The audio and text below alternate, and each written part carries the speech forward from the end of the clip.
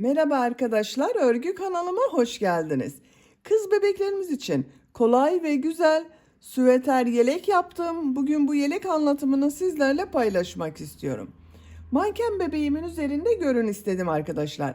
Bu manken bebeğimin büyüklüğü 3 aylık bebek ölçüsü. Bakın üzerinde duruşu bu şekilde. Ön bölümleri de çiçek süslemeler yaptım. Arka bölüm bu şekilde.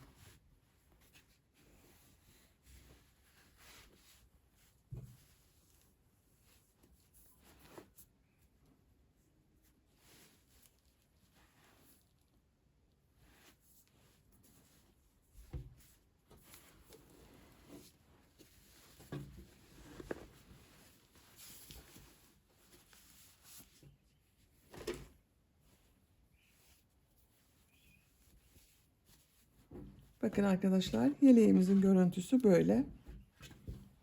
Bu çiçeklerin yapması da çok kolay arkadaşlar. Ben bugün bu şekilde çiçek süsleme yaptım. Siz tercihinize göre bu çiçek süslemeyi yapmadan da kullanabilirsiniz. Çiçekleri yapmadan erkek çocuklarınız için de yapabilirsiniz. Ben bugün kız çocuk için yaptım. Çiçek süsleme yaptım. Siz bu çiçek süslemeler yerine daha farklı süslemeler de tercih edebilirsiniz arkadaşlar.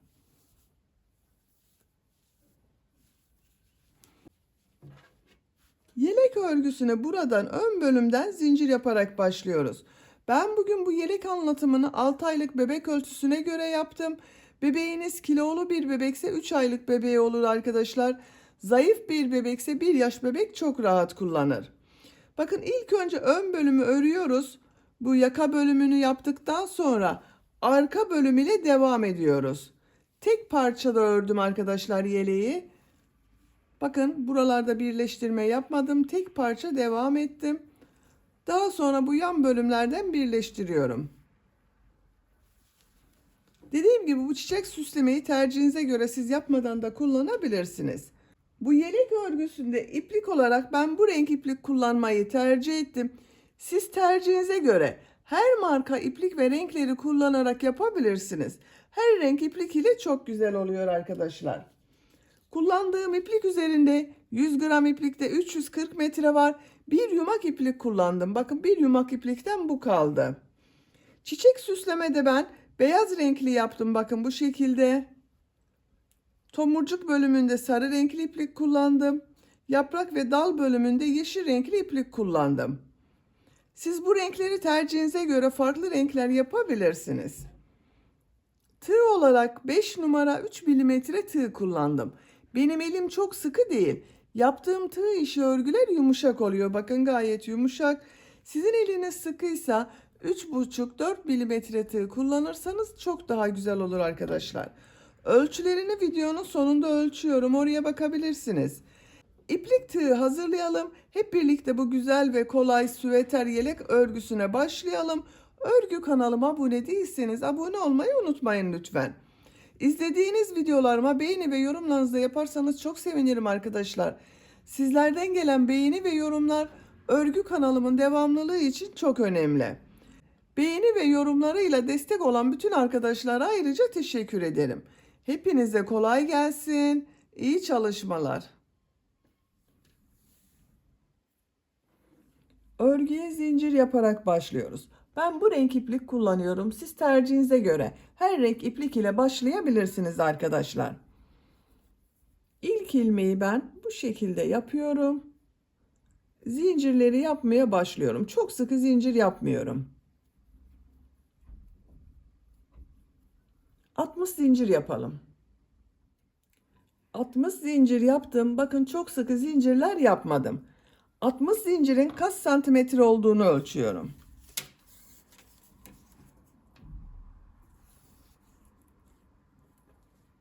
25 santimetre zincir uzunluğu var arkadaşlar. Elimin sıklığına göre 25 santimetre için ben 60 zincir yaptım. Sizin elinizin sıklığına, iplik kalınlığına ve tığ numaranıza göre 25 santimetre için daha az veya daha çok sayıda zincir yapmanız gerekebilir. Veya yapacak olduğunuz çocuğun büyüklüğüne göre bu zincir sayısını daha az veya daha çok sayıda başlayabilirsiniz. Şimdi bu zincirler üzerine trabzan yapacağız. Tığ üzerine iplik alıyorum. 3 ilmek atlıyorum. 1, 2, 3, dördüncü ilmeğe trabzan yapıyorum. Bu 3 ilmek atladığımda bir trabzan. Diğer ilmeklere trabzan yaparak devam ediyorum.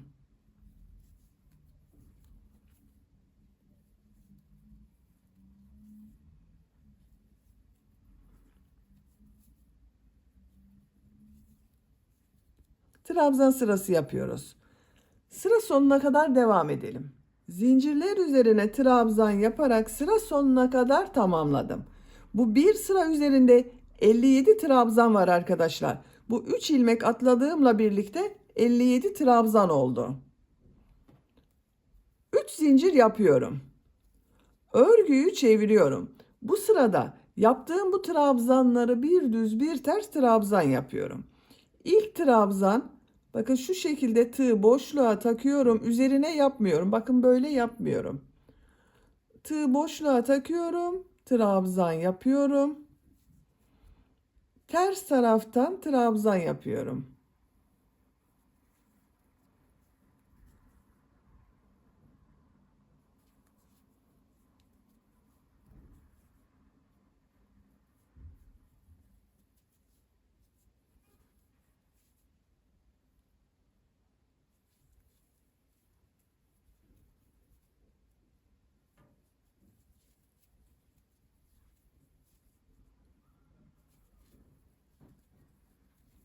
Bakın görüntüsü bu şekilde oluyor.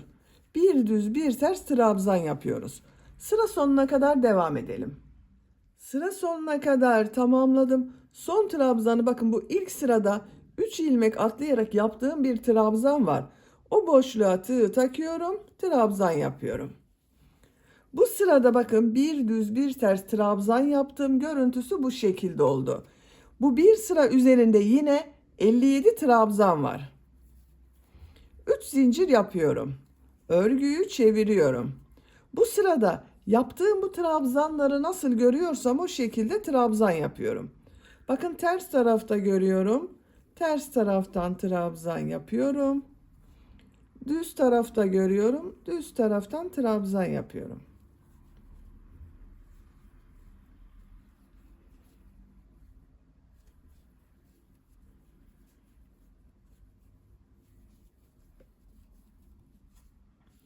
Sıra sonuna kadar devam edelim. Sıra sonuna kadar tamamladım. 3 zincir yapıyorum. Örgüyü çeviriyorum. Trabzanları nasıl görüyorsam o şekilde trabzan yapıyorum.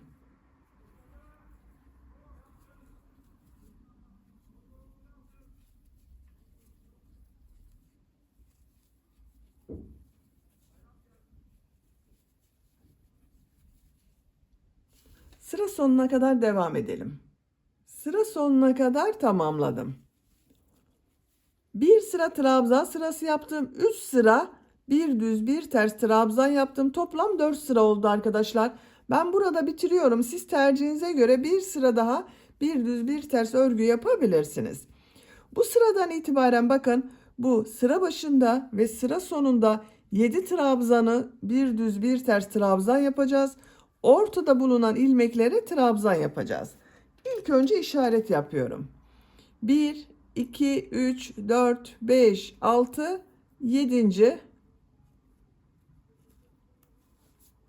Sıra sonuna da sayıyorum. 1, 2, 3, 4, 5, 6, 7. 3 zincir yapıyorum.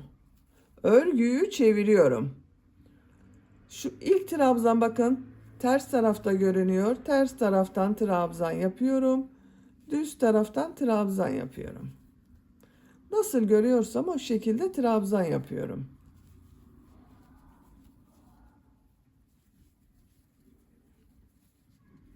Bakın işaret yaptığım trabzan düz taraftan görünüyor. Trabzan yaptım.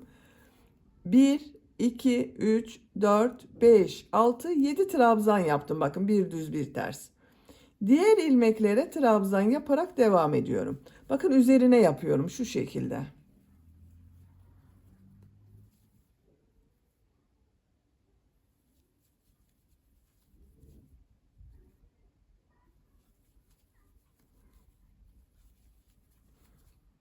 İşaret yaptığım yere kadar devam edelim. İşaret yaptığım yere kadar bakın trabzan yaptım. Bu trabzanı bakın düz görüyorum. Düz taraftan trabzan yapıyorum. Ters taraftan trabzan yapıyorum.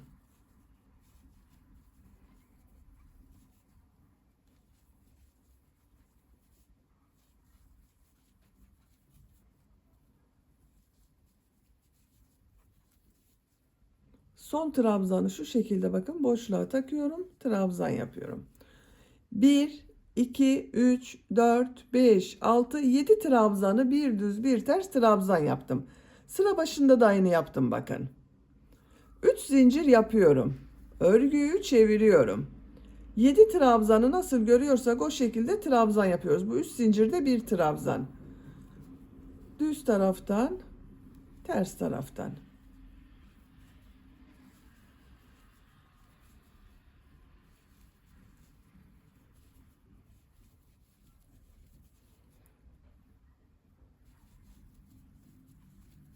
Yedi trabzanı bir düz bir ters trabzan yaptım. Trabzanlar üzerine trabzan yaparak devam ediyorum.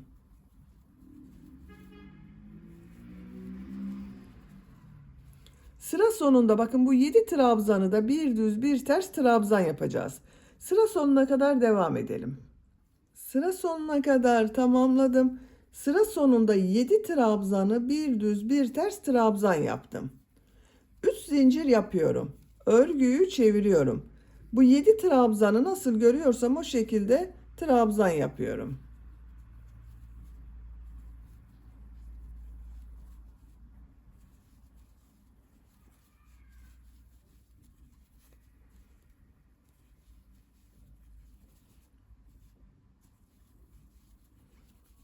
Bu trabzanlar üzerine trabzan yapıyorum.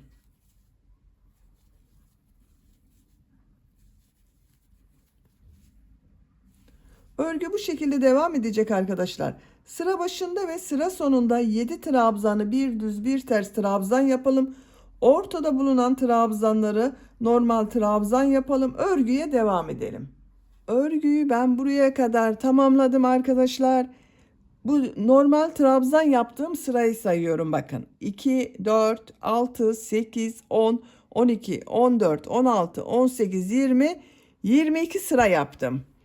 İki kenarda bakın sıra başında ve sıra sonunda 7 trabzanı bir düz bir ters trabzan yaptım. Ortada bulunan trabzanları normal trabzan yaptım. Bu sırada yaka bölümünün buraya işaret yapıyorum. İşaret yaptığım yerleri de burada yaptığım gibi bir düz bir ters örgü yapacağız. Bakın bu düz yaptığım trabzandan sonra sayıyorum. 1, 2, 3, 4, 5. trabzana işaret yapıyorum. Diğer taraftan da sayıyorum arkadaşlar. Bakın yine düz yaptığım trabzandan sonra 2, 4, 5. Arada bakın 2, 4, 6, 8, 10, 12, 14, 16, 18, 20, 22, 24, 26, 28, 30, 32, 34, 35 trabzan işaret yaptım. Bakın iki işaret arası 35 trabzan. 3 zincir yapıyorum. Örgüyü çeviriyorum.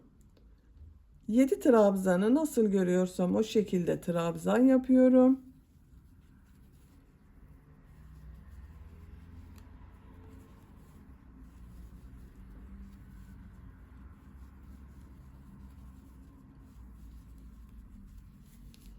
Dört trabzan üzerine trabzan yapıyorum. Bakın bu şekilde normal trabzan yapıyorum bunu. 1, 2, 3, 4. 4 trabzan yaptım. Bu işaret yaptığım trabzanı düz taraftan boşluktan alıp trabzan yapıyorum. Ters taraftan trabzan yapıyorum. Bir düz bir ters trabzan yapıyorum. Bu işaret yaptığımız trabzanların tek sayı olması gerekiyor arkadaşlar. Benim 35 trabzan var bakın. Sizin 33 olabilir, 31, 37, 39. Bu şekilde tek sayı olması gerekiyor ki burası ve burası düz taraftan olsun. Ters taraftan yapıyorum. Düz taraftan trabzan yapıyorum. İşaret yaptığımız yere kadar devam edelim. İşaret yaptığım yere kadar bir düz bir ters trabzan yaptım. 4 ilmek üzerine trabzan yapıyorum.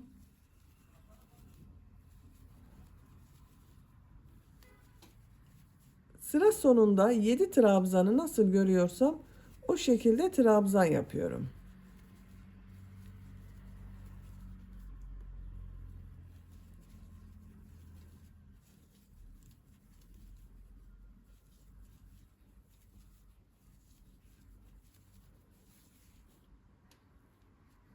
Üç zincir yapıyorum. Örgüyü çeviriyorum. Trabzanları nasıl görüyorsam o şekilde trabzan yapıyorum.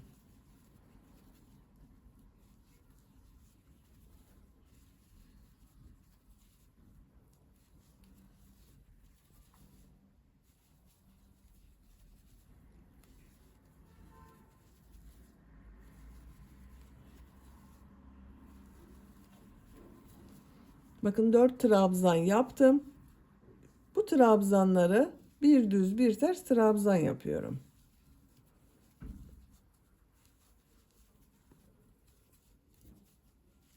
Bakın arada 4 trabzanı düz trabzan yapıyoruz arkadaşlar. Normal trabzan yapıyoruz. Sıra sonuna kadar devam edelim. Sıra sonuna kadar tamamladım. 3 zincir yapıyorum. Örgüyü çeviriyorum. Trabzanları nasıl görüyorsam o şekilde trabzan yapıyorum.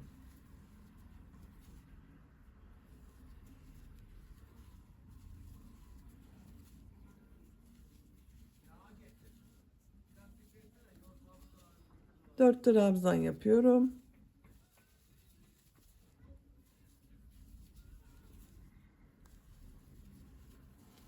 Bu trabzanları nasıl görüyorsam o şekilde trabzan yapıyorum.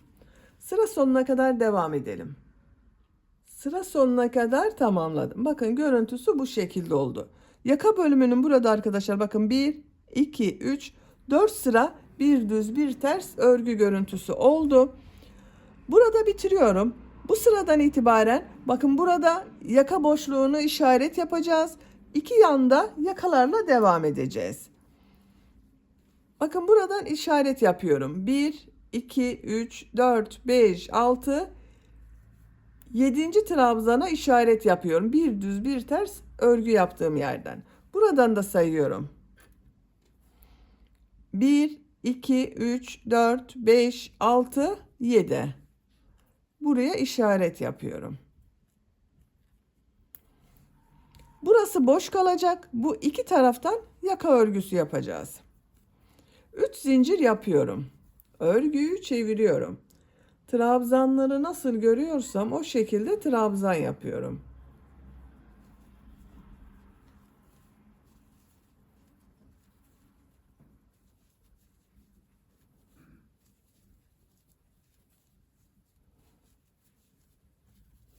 Yedi trabzan yaptım. Buraya 4 trabzanı normal trabzan yapıyorum bakın.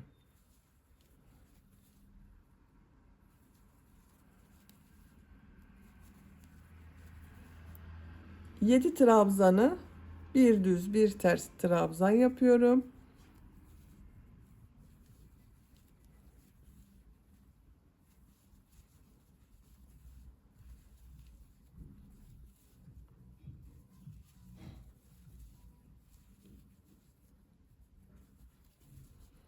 Bakın son trabzanı işaret yaptım. Trabzan üzerine yapıyorum. Bakın arkadaşlar bu şekilde. 7 trabzanı bir düz bir ters trabzan yaptım. 4 trabzan yaptım. 7 trabzanı bir düz bir ters trabzan yaptım. 3 zincir yapıyorum. Örgüyü çeviriyorum. Trabzanları nasıl görüyorsam o şekilde trabzan yapıyorum. Sıra sonuna kadar devam edelim. Sıra sonuna kadar tamamladım. 3 zincir yapıyorum. Örgüyü çeviriyorum. Trabzanları nasıl görüyorsam o şekilde trabzan yapıyorum.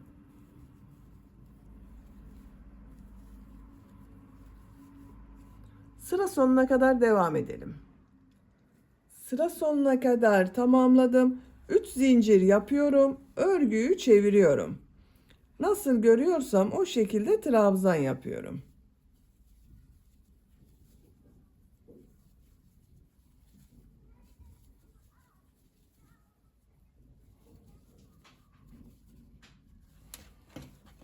Bu sayı ile yaka bölümünün örgüsüne devam edelim. Yaka bölümünü 11 sıra yaptım. 1, 2, 3, 4, 5, 6, 7, 8, 9, 10, 11. İpliği kesmedim arkadaşlar. İpliği burada bekletiyorum. Şimdi bu yaka bölümünü yapacağız. İpliğin içinden diğer ucunu çıkartıyorum.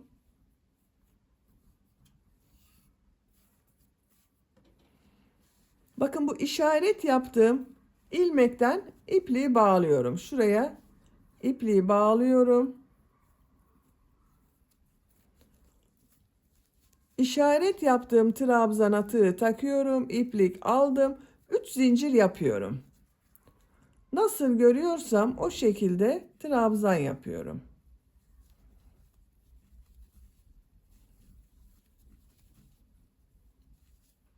İlk 7 trabzanı bir düz bir ters yapıyorum. Ortada 4 trabzanı düz trabzan yapıyorum. Bakın.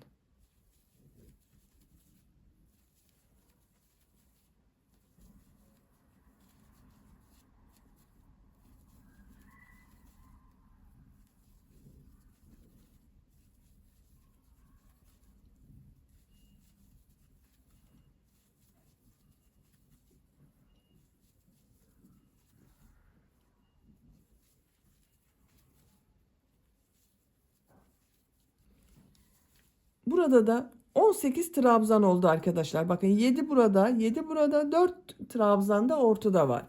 3 zincir yapıyorum. Örgüyü çeviriyorum. Nasıl görüyorsam o şekilde trabzan yapıyorum. Sıra sonuna kadar devam edelim. Sıra sonuna kadar tamamladım. Burada yaptığım 3 zincire trabzan yapıyorum.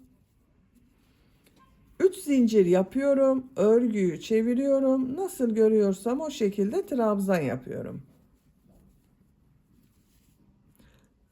Bir düz bir ters trabzan yapacağız. Bu 4 trabzan üzerine trabzan yapacağız. Sıra sonuna kadar devam edelim. Sıra sonuna kadar tamamladım. 3 zincir yapıyorum. Örgüyü çeviriyorum. Nasıl görüyorsam o şekilde trabzan yapıyorum.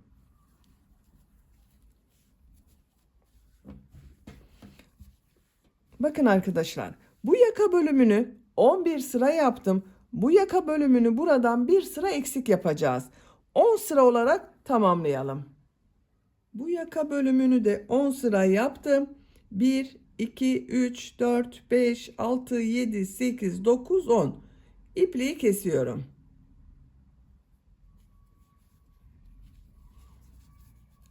Bakın bu yaka bölümünü 11 sıra yaptım. Bu yaka bölümünü buradan bir sıra eksik yaptım arkadaşlar. Siz burayı kaç sıra yaptıysanız burasını bir sıra eksik yapacağız. Şimdi bu iki bölümü birleştireceğiz. Bakın yaka bölümünün burada 21 ilmek bıraktım. Buraya da 21 zincir yapıp burası ile birleştiriyorum. 21 zincir yapıyorum.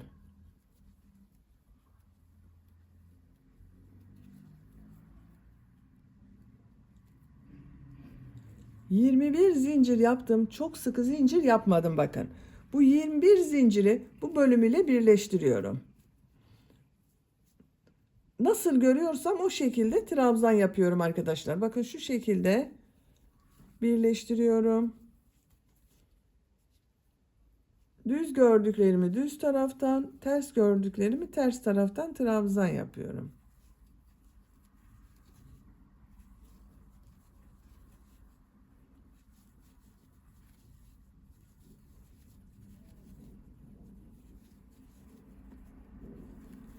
Dört trabzan üzerine trabzan yapıyorum.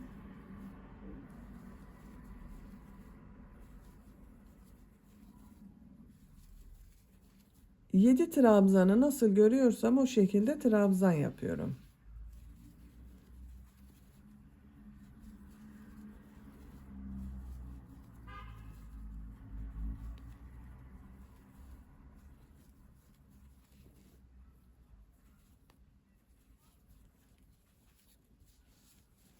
Bakın 21 zincir ile 2 bölümü birleştirdim. Bu sırada bu zincirler üzerine trabzan yapacağız. 3 zincir yapıyorum. Örgüyü çeviriyorum. Nasıl görüyorsam o şekilde trabzan yapıyorum.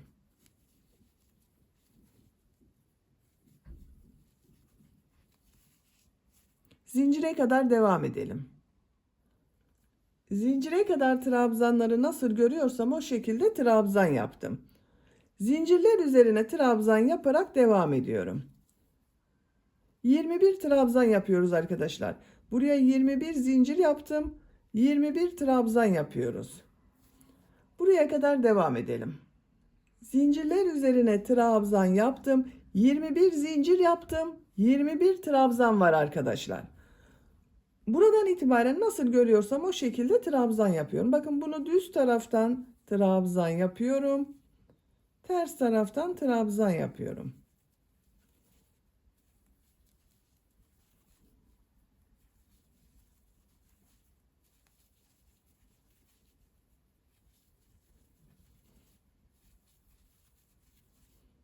Trabzan yapıyorum. Sıra sonuna kadar devam edelim. Sıra sonuna kadar tamamladım. 3 zincir yapıyorum. Örgüyü çeviriyorum. Trabzanları nasıl görüyorsam o şekilde trabzan yapıyorum. Bakın bunları bir düz bir ters trabzan yapıyorum. Bu trabzanlar üzerine trabzan yapıyorum. Buraya kadar devam edelim. Buraya kadar trabzanları nasıl görüyorsam o şekilde trabzan yaptım. 7 trabzanı bir düz bir ters trabzan yaptım. 4 trabzan yaptım. 7 trabzanı bir düz bir ters trabzan yaptım. Burada yaptığım trabzanları da bir düz bir ters yaparak devam ediyorum. En son bakın ters taraftan trabzan yaptım. Düz taraftan trabzan yapıyorum. Ters taraftan trabzan yapıyorum. Düz taraftan trabzan yapıyorum.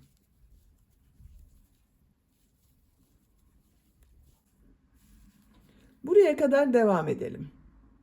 Buraya kadar bakın trabzanları bir düz bir ters trabzan yaptım. Burada bakın trabzanlara devam ediyorum. Nasıl görüyorsam o şekilde trabzan yapıyorum. Ters taraftan trabzan yapıyorum. Düz taraftan trabzan yapıyorum.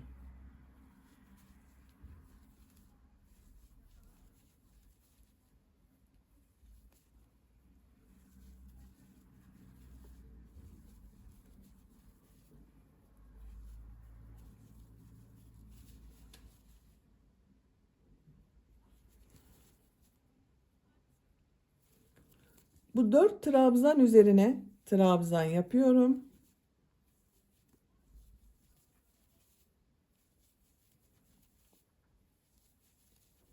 Sıra sonunda 7 trabzanı nasıl görüyorsam o şekilde trabzan yapıyorum.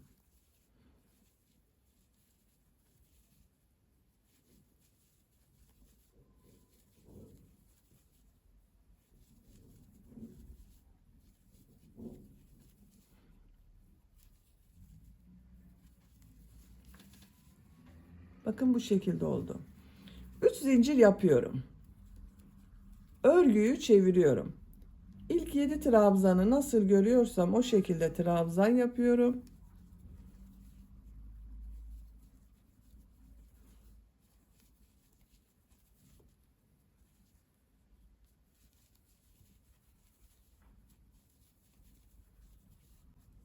Dört trabzan yapıyorum.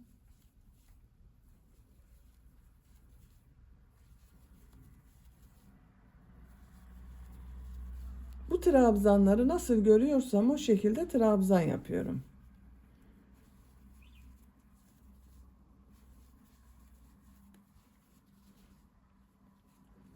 Sıra sonuna kadar devam edelim. Sıra sonuna kadar tamamladım. Sıra sonunda 7 trabzanı bir düz bir ters trabzan yaptım. Bakın burada yine 4 trabzanı normal trabzan yaptım arkadaşlar. 3 zincir yapıyorum. Örgüyü çeviriyorum. Bu sırada sıra başında ve sıra sonunda 7 trabzanı bir düz bir ters trabzan yapacağız. Diğer ilmekler üzerine trabzan yapacağız. Bunların üzerine de normal trabzan yapacağız arkadaşlar. Nasıl görüyorsam o şekilde trabzan yapıyorum.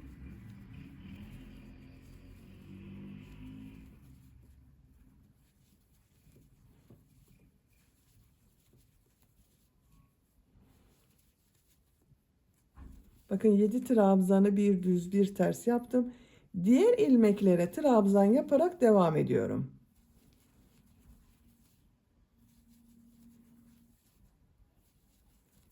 Bakın 4 trabzan yaptım. Bunlara da trabzan yaparak devam ediyorum. Boşluktan almıyorum artık bakın.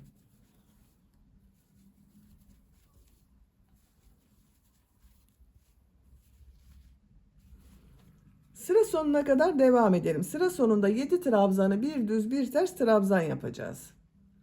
Sıra sonuna kadar tamamladım. Sıra sonunda 7 trabzanı bir düz bir ters trabzan yaptım.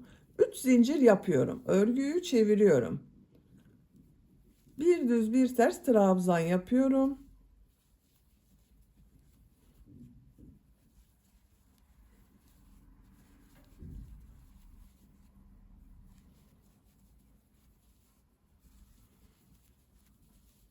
Trabzanlar üzerine trabzan yapıyorum.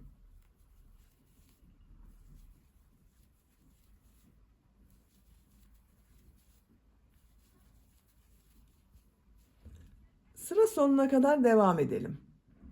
Sıra sonuna kadar tamamladım. Sıra sonunda 7 trabzanı bir düz bir ters trabzan yaptım. Bakın görüntüsü bu şekilde oldu. Örgü bu şekilde devam edecek arkadaşlar. Sıra başında ve sıra sonunda 7 trabzanı bir düz bir ters trabzan yapacağız. Ortada bulunan trabzanlar üzerine trabzanlar yapacağız. Bakın şöyle katlıyorum. Buraya kadar devam edelim. Arka bölümü yapacağım ölçüye göre tamamladım. Bakın şu şekilde arkadaşlar. Katlıyorum. Buraya kadar tamamladım. Bu sıradan itibaren burada yaptığım gibi bir düz bir ters trabzan yapacağız. Kaç sıra yaptığımı sayıyorum. Bakın bu bir düz bir tersten sonraki sırayı sayıyorum. 2, 4, 6, 8, 10, 12, 14, 16, 18, 20, 22, 24, 26, 28, 30 sıra oldu. 3 zincir yapıyorum. Örgüyü çeviriyorum. Trabzanları nasıl görüyorsam o şekilde trabzan yapıyorum.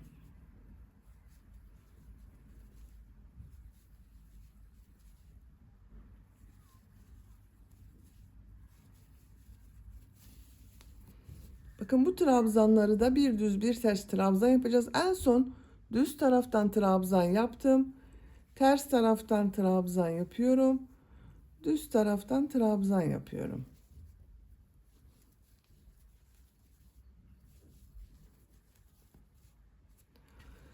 Siz burayı kaç sıra yaptıysanız buraya da aynı sayıda yapacağız arkadaşlar. Bakın ben 3 sıra yaptım. Buraya da 3 sıra olarak bir düz bir ters trabzan yapalım. Sıra sonuna kadar tamamladım. Bakın arkadaşlar arka bölüm bu şekilde oldu. Ön bölümle aynı sıra oldu. Bakın 1, 2, 3, 4. 1, 2, 3, 4.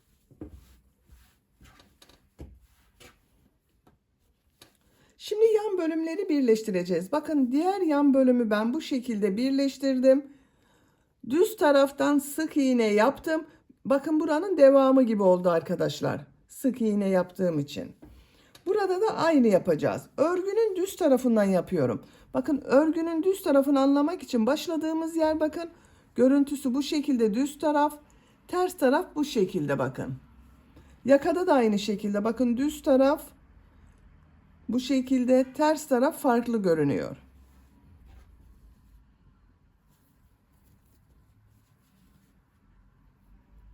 İlk ilmeğe karşıya takıyorum. Bir buradan ilmek yapıyorum. İki bölümü birleştiriyoruz. Her sıraya bir sık iğne yapıyorum arkadaşlar. Bakın şu şekilde tığ takıyorum. Karşıdan ilk sıraya takıyorum. Sık iğne yapıyorum. Sık iğneleri biraz uzun yapıyorum. Bakın ipliği uzun yapıyorum biraz. Şu şekilde sıralar karşılıklı denk gelecek şekilde yapıyorum.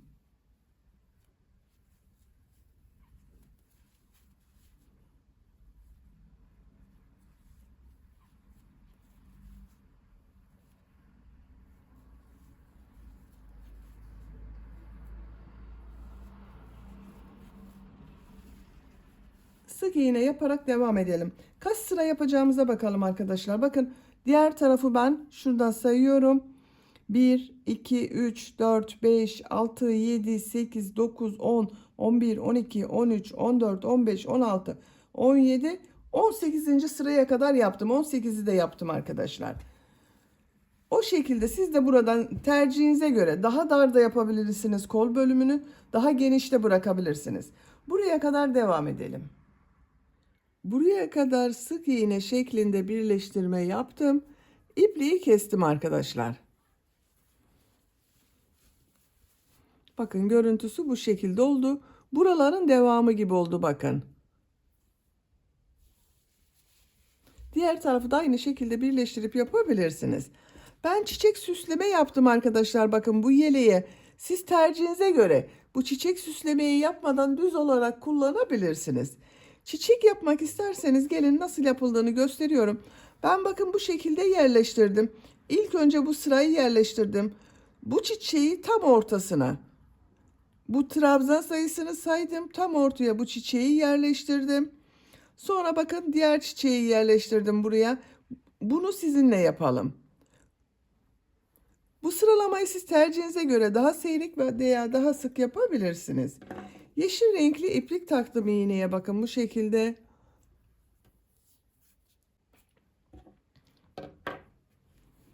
Eşit görünmesi için bakın bunu nereye yaptığımı sayıyorum. 2, 4, 6, 8, 9. trabzan üzerine çiçek başlangıcı yaptım. Burada sayıyorum. 2, 4, 6, 8, 9. Bakın buraya yapacağız.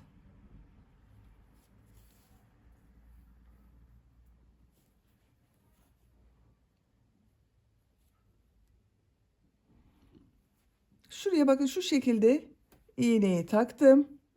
İlk önce bu çiçeğin olduğu dal bölümünü yapıyorum.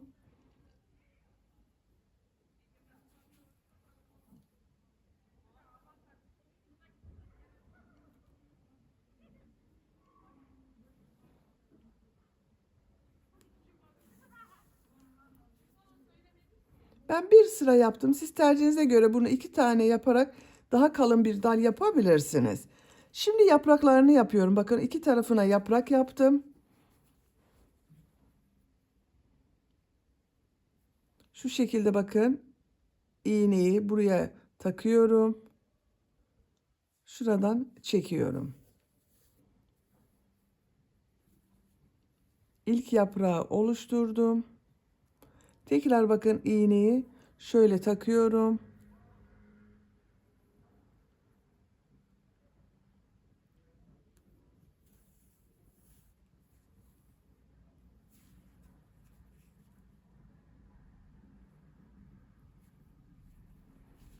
Şimdi diğer yaprağı yapıyorum.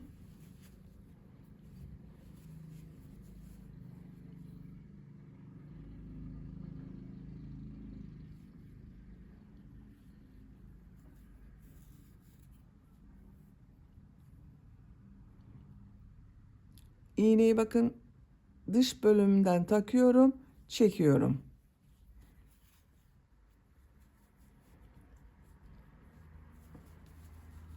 Ters tarafta sağlamlaştırıyorum. İpliği kesiyorum.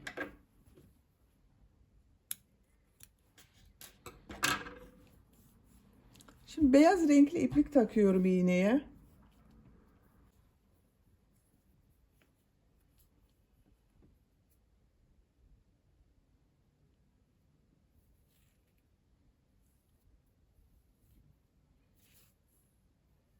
Yine bakın şu şekilde küçük bir düğüm yapıyorum.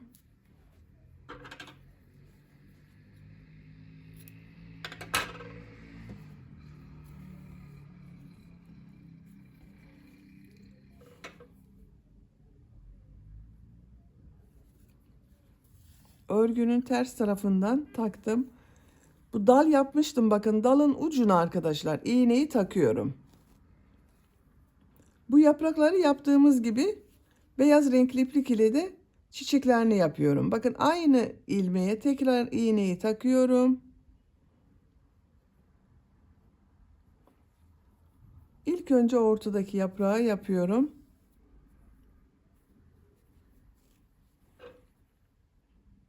Bakın şu ilmeği dışına tekrar iğneyi takıyorum. Şuradan iğneyi geri çekiyorum.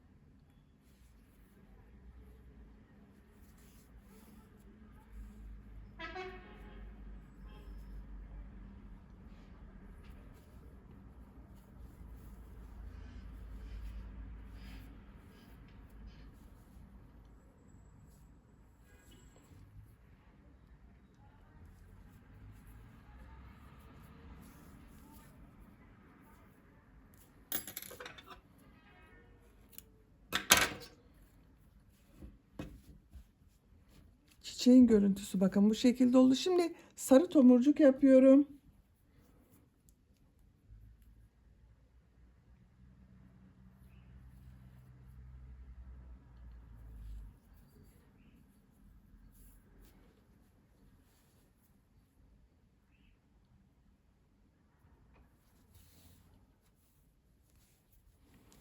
Bakın iğneyi bu beyaz çiçekleri başladığım ilmeğe takıyorum.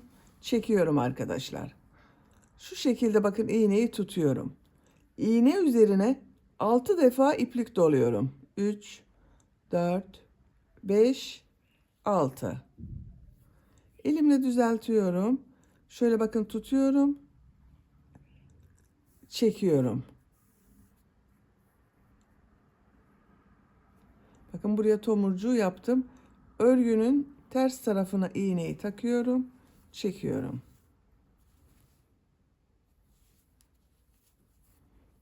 Çiçeği bitirdim.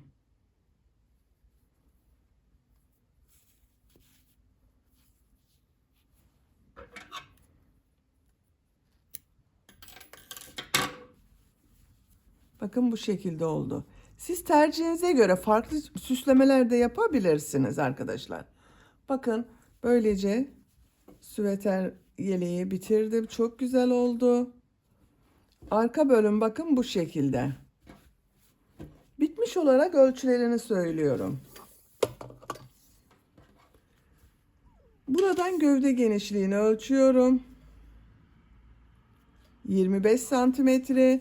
Yüksekliğini ölçüyorum.